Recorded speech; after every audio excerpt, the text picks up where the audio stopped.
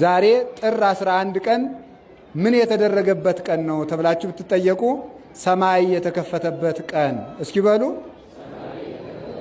ለመጀመሪያ ጊዜ ሰማይ ተከፍቶ የታየበት ቀን ዛሬ ነው እና በዛሬው ዕለት ሰማይ ለምን እንደተከፈተ በአጭር ጊዜ ነግራችኋለሁ። ሁላችሁም አንድ ትእዛዝ ላዝዝ ነው።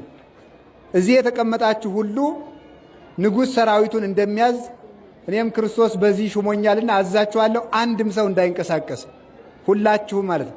አንድም ሰው እንዳይንቀሳቀስ። አንድም ሰው የሚለው ለሁለት ሰውም ይሰራል አይደል?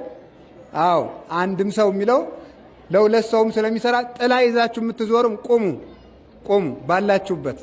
ሰው ያለውን መጨረሻ ላይ እንዲሰጥ እኔ ራሴ ጠይቃለሁ። አሁን አንድ ሰው እንዳይንቀሳቀስ በእግዚአብሔር ስም ጠይቃለሁ።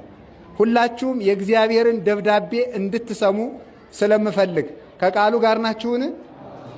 እንግዲህ እንደምታውቁት በዛሬው ዕለት በአጭር ቃል ጥቅምት ጥር አለፈ፣ ህዳር አለፈ፣ ታኅሳስ አለፈ። ታኅሳስ 29 መድኃኔዓለም ተወለደ።